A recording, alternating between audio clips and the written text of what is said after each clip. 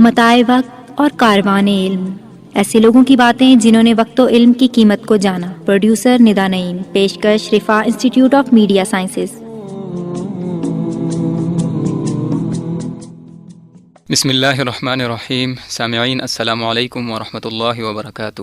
Programme متاع وقت اور کاروان علم کے ساتھ ذوالقرنین حیدر ایک مرتبہ پھر حاضر خدمت ہے۔ ہماری گفتگو جاری و ساری ہے کاروان علم کے متعلق، اور اس میں مختلف شخصیات کا تذکرہ کر رہے ہیں۔ آج بھی میں اس کاروان کو آگے بڑھاتے ہوئے اس میں سے کچھ مزید عظیم ہستیوں کا آپ کے سامنے تذکرہ کروں گا، اور ان کی زندگیوں پر ہم مختصر سی روشنی ڈالیں گے کہ جنہوں نے متاع وقت کی حقیقت کو پہچانا اور وقت سے خوب مستفید ہوئے۔ سامعین، آج سے میں سیاہ ستہ کے عظیم محدثین کرام کا تذکرہ شروع کرنے والا ہوں۔ یہ وہ ہستیاں ہیں جو کسی تعارف کے محتاج تو نہیں ہیں، اور جن کو پوری دنیا جانتی ہے، اور ان کے علمی خدمات سے ساری دنیا مستفید ہو رہی ہے۔ مگر ایک یاد دہانی کے لیے میں آپ حضرات کے سامنے ان تمام حضرات کا تذکرہ کرنا چاہوں گا، اور ان کی زندگیوں پر مختصر سی روشنی ڈالوں گا، اور ان کی زندگی کے کچھ واقعات آپ کے ساتھ شیئر کروں گا۔ اس میں سے میں پہلے شروع کرتا ہوں حضرت امام بخاری رحمۃ اللہ علیہ کا تذکرہ، جو کہ کسی تعارف کے محتاج نہیں ہیں اور علم حدیث میں ایک بہت بڑا مقام رکھنے والے ہیں۔ یہ وہ ہستی ہے جو علم حدیث کے روح رواں اور اصح الکتاب بعد کتاب اللہ صحیح بخاری کے مؤلف حضرت امام بخاری رحمۃ اللہ علیہ ہیں۔ امام بخاری رحمۃ اللہ علیہ ایسی عظیم ہستی ہیں کہ عرب و عجم، مشرق و مغرب سے لے کر آج تک اور انشاءاللہ قیامت تک ان کی علمی خدمات کو سراہا جائے گا اور سراہا جا رہا ہے۔ خصوصاً حدیث کے معاملے میں تو ان کی اپنی ایک شان ہے، اور ان کی کتاب صحیح بخاری کو اصح الکتاب بعد کتاب اللہ کا درجہ دیا گیا ہے۔ امام بخاری رحمۃ اللہ علیہ کا پورا نام محمد بن اسماعیل بن ابراہیم بن المغیرہ بن البردزبہ الجعفی البخاری ہے۔ آپ کی کنیت ابو عبداللہ ہے، اور لقب امیر المؤمنین فی الحدیث ہے۔ امام بخاری رحمۃ اللہ علیہ اصلاً عجمی ہیں، یعنی وہ غیر عربی ہیں، عربی نہیں ہیں وہ۔ امام بخاری رحمۃ اللہ علیہ کے والد امام اسماعیل رحمۃ اللہ علیہ خود ثقہ محدثین میں سے ہیں، اور بہت بڑے پائے کے عالم تھے۔ ابن حبان رحمۃ اللہ علیہ نے اپنی کتاب الثقات میں ان کا تذکرہ کیا ہے، اور خود امام بخاری رحمۃ اللہ علیہ کی جو اپنی کتاب ہے اسماء الرجال کے اوپر تاریخ الکبیر، اس سے بھی معلوم ہوتا ہے کہ امام اسماعیل رحمۃ اللہ علیہ نے حضرت حماد بن زید رحمۃ اللہ علیہ اور امام مالک رحمۃ اللہ علیہ سے حدیث روایت کی ہے، اور عبداللہ بن مبارک رحمۃ اللہ علیہ سے ملاقات بھی کی ہوئی ہے ان کی۔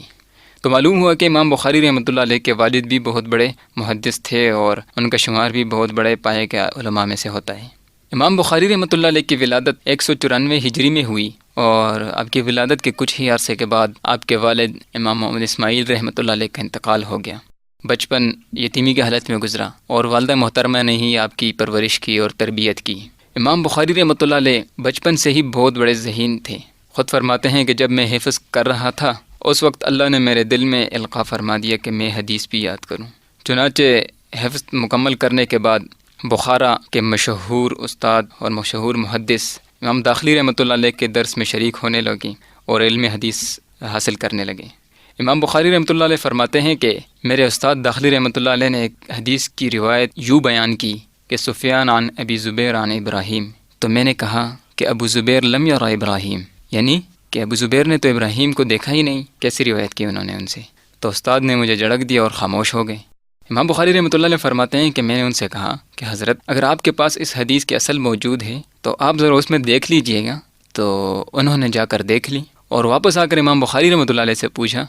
کہ اچھا تم بتاؤ کہ اس حدیث کی روایت کیسی ہے، اور یہ حدیث کس سے مروی ہے، آپ ذرا اس کی سند بیان کرو۔ تو امام بخاری رحمۃ اللہ علیہ نے فرمایا کہ یہ حدیث زبیر بن عادی سے مروی ہے، یعنی سفیان عن زبیر بن عادی عن ابراہیم۔ اس وقت امام بخاری رحمۃ اللہ علیہ کی عمر سامعین اندازہ لگائیے کہ صرف 11 سال تھی۔ صرف 11 سال کی عمر میں آپ کو اللہ تعالیٰ نے ایسا ملکہ عطا فرما دیا تھا کہ آپ احادیث تو آپ کو یاد ہی ہوتی تھی، لیکن ان کی جو پوری کی سند ہوتی ہے ایک حدیث کی، وہ بھی آپ کو ماشاءاللہ سے یاد تھی، اور کئی ہزار حدیثیں آپ کو بچپن ہی سے یاد ہو گئی تھیں۔ اللہ جل شانہ جب کسی سے دین کا کام لینا چاہتے ہیں تو بچپن ہی سے اس کے آثار اس پر ظاہر ہونا شروع ہو جاتے ہیں۔ امام بخاری رحمۃ اللہ علیہ کے ساتھ بھی یہی واقعہ ہے، اور امام بخاری رحمۃ اللہ علیہ بھی ماشاءاللہ بچپن سے ہی بڑے ذہین تھے اور بڑے پاک باز تھے، اور بڑے بڑے محدثین سے انہوں نے علم حدیث حاصل کیا۔ امام بخاری رحمۃ اللہ علیہ نے بچپن ہی سے مختلف علاقوں کا سفر شروع کیا۔ پہلی مرتبہ سفر جو کیا وہ والدہ اور اپنے بڑے بھائی احمد بن اسماعیل کے ساتھ حج پر گئے، اور پھر وہیں پر آپ قیام پذیر ہو گئے اور علم حدیث میں مشغول ہو گئے،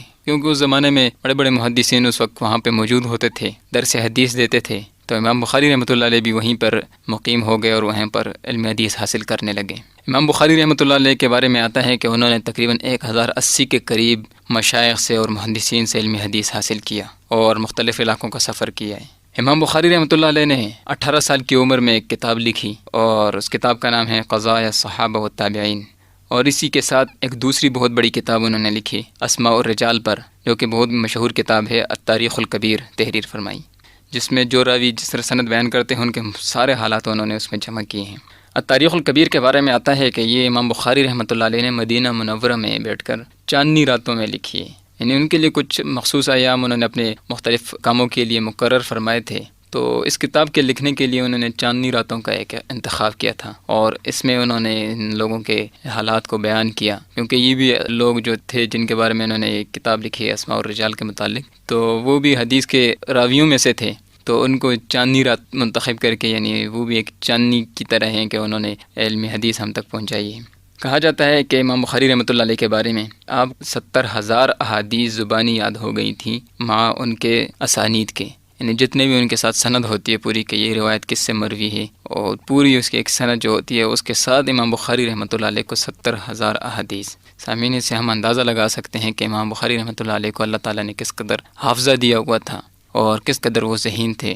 اور کہ 70,000 حدیث یاد کرنا کوئی آسان کام نہیں۔ آج ایک حدیث بھی یاد کرنا ہمارے لیے مشکل ہو جاتا ہے، اور اگر یاد بھی کر لیتے ہیں تھوڑے دن کے بعد وہ بھول بھی جاتا ہے، لیکن امام بخاری رحمۃ اللہ علیہ کے ساتھ معاملہ ایسا نہیں تھا۔ امام بخاری رحمۃ اللہ علیہ نے جو حدیثیں یاد کی آخری دم تک اللہ کے فضل و کرم سے ان کو یاد رہیں، اور کئی بار ان پر اس طرح کے امتحانات آئے کہ ان سے لوگوں نے حدیثیں پوچھی جن کا میں آگے جا کے تذکرہ کروں گا، لیکن وہ اس سے سرخرو ہوئے۔ امام بخاری رحمۃ اللہ علیہ کے جو ہمدرس رفقا ہوتے ہیں وہ کہتے ہیں کہ امام بخاری رحمۃ اللہ علیہ جب بصرہ تشریف لائے تو استاد کے درس کے دوران ہم تو احادیث لکھ لیا کرتے تھے، لیکن امام بخاری رحمۃ اللہ علیہ کے ساتھ عجیب مسئلہ تھا کہ وہ احادیث لکھتے نہیں تھے، صرف سنتے رہتے تھے۔ تو ہم نے دوست نے ان سے پوچھا کہ حضرت آپ اتنی دور سے سفر کر کے آئے ہیں علم حدیث حاصل کرنے کے لیے، اور یہاں کہ جسٹ آپ سن لیتے ہیں اور چلے جاتے ہیں، لکھتے نہیں ہیں؟ جس طرح کہ آج کل ہم اپنی کلاسوں میں بیٹھتے ہیں تو جو طالب علم لکھتا ہے تو اس کو اچھا طالب علم سمجھا جاتا ہے کہ یہ نوٹ لیتا رہتا ہے اور تمام چیزیں اپنے استاد سے جو بھی وہ پڑھاتا ہے اس کو نوٹ کرتا جاتا ہے، بعد میں اس کو پڑھنے میں آسانی ہوتی ہے، اور اگر ہم نہیں لکھتے تو اگلے دن ہی بھول جاتے ہیں کہ استاد نے کل کیا پڑھایا تھا۔ تو امام بخاری رحمۃ اللہ علیہ کے ساتھ یہ معاملہ تھا کہ وہ سنتے تو تھے لیکن لکھتے نہیں تھے۔ تو امام بخاری رحمۃ اللہ نے اپنے دوستوں سے کہا کہ آپ نے اب تک کتنے صحیفے لکھے ہیں اور کتنی آپ نے اساتذہ سے جو حدیثیں آپ نے سنی ہیں وہ لکھی ہیں، تو وہ لے کر آ جاؤ۔ وہ دوست کہتے ہیں کہ ہم لے کر آ گئے۔ امام بخاری رحمۃ اللہ علیہ نے شروع سے لے کر آخر تک وہ تمام احادیث زبانی سنا دیں۔ سامعین، اندازہ لگائیے کہ کیا کمال کا حافظہ اللہ تعالیٰ نے ان کو عطا فرمایا تھا، اور کس قدر وہ ذہین تھے ماشاءاللہ کہ وہ صرف سنتے جاتے تھے اور ان کو چیزیں یاد ہو جاتی تھیں، اور جو استاد نے ایک پورے درس کے دوران پتہ نہیں کتنی احادیثیں پڑھائی ہوں گی اور وہ ساری انہوں نے ان کو سنا دی زبانی۔ یہ محض اللہ تعالیٰ کا فضل و کرم ہے ان لوگوں پر کہ جنہوں نے اپنے اللہ اور اپنے رب کو پہچانا اور اپنے آپ کو دین کے کاموں کے لیے وقف کر دیا، اور اپنے وقت کو انصاف کے ساتھ خرچ کیا، اور اپنے وقت کو صحیح کاموں میں خرچ کیا، فضول کاموں میں اپنے اوقات ضائع نہیں کی۔ چنانچہ اللہ تعالیٰ نے ان سے دین کا کام بھی لیا اور قیامت تک کے لیے ان کے نام اور ان کے کام کو زندہ کر دیا۔ آپ کے حافظے کے بارے میں سب لوگ جانتے تھے کہ امام بخاری رحمۃ اللہ علیہ بہت ذہین ہیں، اور ان کو ہزاروں احادیث مع ان کے سندوں کے ساتھ یاد ہیں۔ تو جب بغداد جانے لگے تو لوگوں کو پتہ چلا کہ یہ بغداد تشریف لا رہے ہیں امام بخاری رحمۃ اللہ علیہ۔ آپ کے علم کا چرچا تو پورے عالم میں تھا، اور علم حدیث میں آپ کمال کے درجے پر پہنچے ہوئے تھے۔ تو وہاں کے جو علماء تھے انہوں نے مشورہ کیا کہ کیوں نہ ہم امام بخاری رحمۃ اللہ علیہ کے اس حافظے کا آج امتحان لے لیں۔ تو انہوں نے مشورہ کیا کہ ہم ایسا کرتے ہیں کہ ہم 10 علماء کو منتخب کر لیتے ہیں، اور ہر عالم 10 احادیثیں منتخب کر لیں، یعنی اس طرح 100 احادیثیں کل بن گئیں، اور ان احادیث کے متن میں یعنی جو احادیث کے الفاظ ہیں ان میں کچھ رد و بدل کر دیں، اور اسی طرح جو ان کی سندات ہیں کہ کس سے یہ روایت مروی ہے اس میں بھی کچھ رد و بدل کر دیں۔ تو انہوں نے ایسا کر دیا اور 100 احادیثوں کو اس طرح انہوں نے مکس کر دیا۔ چنانچہ جب امام بخاری رحمۃ اللہ علیہ تشریف لے گئے بغداد تو لوگ بڑے استقبال کے لیے کھڑے تھے، اور بڑا ایک مجمع لگا ہوا تھا، علماء بھی تھے۔ تو انہوں نے امام بخاری رحمۃ اللہ علیہ سے حدیثیں پوچھنا شروع کر دیں۔ پہلے ایک عالم نے اپنی ایک حدیث سنائی، تو جب وہ ختم کر دیتے تھے تو امام بخاری رحمۃ اللہ علیہ آگے سے جواب فرماتے تھے کہ لا اعرفہ، کہ میں اس حدیث کو جانتا ہی نہیں ہوں۔ اس طرح وہ دوسری حدیث پڑھ لیتا تھا، وہ جب ختم کر لیتا تھا تو امام بخاری رحمۃ اللہ علیہ پھر فرماتے تھے کہ لا اعرفہ۔ تو اسی طرح وہ عالم اپنی 10 احادیث مکمل کر لیتا، امام بخاری رحمۃ اللہ علیہ کا جواب یہی ہوتا کہ لا اعرفہ، میں نہیں جانتا۔ اب اتنا بڑا مجمع جمع ہوا تھا اور اتنے سارے لوگ امام بخاری رحمۃ اللہ علیہ کو دیکھنے اور سننے کے لیے آئے ہوئے تھے، اب وہ تو حیران ہی رہ گئے کہ امام بخاری رحمۃ اللہ علیہ کے بارے میں اتنا بڑی باتیں مشہور ہیں کہ وہ اس طرح غضب کے حافظے کے مالک ہیں اور ان کو ہزاروں احادیث زبانی یاد ہیں ان کے اسانید کے، لیکن آج تو ان کو پتہ نہیں ہے کہ یہ حدیث میں نے کہاں پہ پڑھی ہوئی ہے۔ کرتے کرتے وہ 10 علماء نے اسی طرح 10 احادیثیں ان کے سامنے بیان کی، لیکن امام بخاری رحمۃ اللہ علیہ کا جواب وہی نفی میں تھا کہ مجھے تو پتہ نہیں ہے اس کے بارے میں کہ یہ کون سی حدیث ہے۔ اب ایک شور برپا ہو گیا مجمع میں، لوگوں نے طرح طرح کی باتیں بنانا شروع کر دیں۔ تو امام بخاری رحمۃ اللہ علیہ نے اب کیا کیا کہ امام بخاری رحمۃ اللہ علیہ نے کہا کہ جو پہلے عالم نے پہلی حدیث پڑھی وہ پوری حدیث اسی طرح دہرائی جس طرح اس عالم نے پڑھی تھی، یعنی غلط جو اس میں رد و بدل کے ساتھ انہوں نے پڑھی تھی، اسی طرح رد و بدل کے ساتھ امام بخاری رحمۃ اللہ علیہ نے اس کو دہرایا، اور پھر اس کے بعد اس حدیث کو صحیح متن کے ساتھ صحیح سند کے ساتھ سب لوگوں کے سامنے بیان فرمایا کہ یہ حدیث اس نے جو پڑھی تھی وہ اس طرح تھی اور اس میں یہ غلطی تھی، اور یہ حدیث ٹھیک اس طرح ہے، اور اسی ترتیب کے ساتھ جس طرح ان علماء نے ایک ایک کر کے حدیث بیان کی تھی، پوری کی پوری 100 احادیثیں بیان کی، اور 100 کی 100 احادیثیں پھر اس طرح صحیح کر کے بتائیں لوگوں کو۔ تو یہ اللہ تعالیٰ نے ان لوگوں کو ایک کمال دیا ہوا تھا، ایک ملکہ اللہ تعالیٰ نے ان کو عطا فرمایا تھا، اور یہ اللہ تعالیٰ کی محض فضل و کرم اور مہربانی ان لوگوں پر، کیونکہ ایک ان لوگوں نے اللہ تعالیٰ کو پہچانا، اپنے رب کو پہچانا، اور اپنے آپ کو دین کے کاموں کے لیے وقف کر دیا۔ جو بھی کام کرتے تھے اللہ کی رضا کے لیے کرتے تھے، جہاں بھی جاتے تھے صرف اللہ تعالیٰ کی رضا کے لیے جاتے تھے، پیش نظر ہمیشہ اللہ تعالیٰ اور اس کی رضا ہوتی تھی، اور اپنے اوقات کو انہوں نے کبھی ضائع نہیں کیا کہ فضول اور لغو کاموں میں اپنے آپ کو مشغول کر دیا۔ جتنے بھی کام کیے دین کی خاطر کیے، اللہ کی خاطر کیے، اور وقت کو بچانے کی کوشش کی۔ آج ہمارے ساتھ یہی سب سے بڑا المیہ ہے کہ ہم اپنے وقت کو فضول کاموں میں اور لغو کاموں میں ضائع کر دیتے ہیں، اور پھر کہتے ہیں کہ ہمارے پاس کام کرنے کے لیے وقت نہیں بچا۔ وقت تو ہم سارا ضائع کر دیتے ہیں، پھر ہمارے پاس بچتا ہی کیا ہے؟ یہ وقت ہی ایسی دولت ہے کہ جو ایسی پگھلتی جا رہی ہے کہ انسان کو پتہ بھی نہیں چلتا، اور بچپن سے بڑھاپے تک پہنچ جاتے ہیں اور بڑھاپے سے پھر قبر، لیکن ہمیں اندازہ نہیں ہوتا، اور یہی دنیا کی سب سے قیمتی چیز ہے۔ خیر، امام بخاری رحمۃ اللہ علیہ کے ہم واقعات میں سے میں نے آپ کو ایک واقعہ سنا ہے، اسی طرح ایک اور واقعہ خراسان میں اور نشاپور میں وغیرہ میں بھی ان کے ساتھ اسی طرح پیش آیا، اور وہاں پہ بھی اللہ تعالیٰ نے آپ کو ایسے امتحان سے سرخرو فرمایا اور آپ وہاں سے سرخرو ہوئے۔ سامعین، جیسا کہ آپ لوگ بھی جانتے ہیں کہ اہل عرب ساری دنیا کو عجمی کہتے ہیں، اور عجمی کے معنی ہے گونگا۔ امام بخاری رحمۃ اللہ علیہ بھی چونکہ عجمی تھے، غیر عرب تھے، لیکن اللہ تعالیٰ نے ان کو ایسا مقام عطا فرمایا ہے کہ آج اہل عرب تو کیا کہ پورا عالم ان کے سامنے جھکا ہوا ہے، اور علم حدیث میں ان کی کتاب سب سے بڑی کتاب مانی جاتی ہے، اور قرآن کریم کے بعد سب سے جو صحیح کتاب مانی جاتی ہے وہ صحیح بخاری ہے۔ یہ اللہ تعالیٰ کا محض ایک فضل و کرم ہے۔ عرب کو جو ناز ہے اور جو فخر ہے وہ اپنی جگہ بجا ہے کہ نبی کریم صلی اللہ علیہ وآلہ وسلم ان کے اندر تشریف لائے، اور اسی طرح قرآن کریم ان کی زبان عربی میں نازل ہوا، یہ فخر ان کا بجا ہے۔ لیکن آج کل جو عربوں کے حالات ہے کہ وہ غیر عرب کو گھاس بھی نہیں ڈالتے ہیں، لیکن امام بخاری رحمۃ اللہ علیہ کے سامنے وہ سارا عرب سر جھکا کے بیٹھا ہوا تھا۔ اہل حجاز، اہل شام، یمن کہ بڑے بڑے محدثین امام بخاری رحمۃ اللہ علیہ کے سامنے انہوں نے زانوی تلمس طے کیا۔ سامعین، علم بہت بڑی قربانی چاہتا ہے، اپنا تن من سب کچھ قربان کرنا پڑتا ہے، اور اس کے بعد یہ جا کے ایک مقام کہیں جا کے ملتا ہے۔ عیش و عشرت اور آرام کی زندگی سے جو علم حاصل ہوتا ہے، آج اس کی مثالیں ہمارے سامنے دنیا میں موجود ہیں۔ ہم دیکھ رہے ہیں کہ کتنے بڑے بڑے اسکالرز ہیں، بڑے عیش میں، بڑے آسائش میں پڑھے ہیں، اور پڑھ لکھ کر ایک مقام پہ پہنچ گئے ہیں، لیکن ایک وہ تاثیر جو ہوتی ہے وہ نہیں پائی جا رہی ہے، وہ لوگوں پہ جو بات اثر کرنے والی ہوتی ہے وہ نہیں مل رہی ہمیں۔ اس کی وجہ کیا ہے کہ جن لوگوں نے محنت کی اور جنہوں نے خالص اللہ کی رضا کو ملحوظ نظر رکھا، تو اللہ نے ان کو ایسا چمکا دیا کہ قیامت تک وہ چمکتے ہی رہیں گے، اور ان کے علوم سے لوگ مستفید ہوتے رہیں گے، اور جب بھی پڑھتے ہیں تو ایک دل پہ جا کے ایک بات لگتی ہے کہ واقعی ان لوگوں نے جو بات لکھی ہے کسی کام کی ہے۔ تو علم بڑی قربانی چاہتا ہے اور وقت مانگتا ہے۔ امام بخاری رحمۃ اللہ علیہ کے والد کا جب انتقال ہوا تو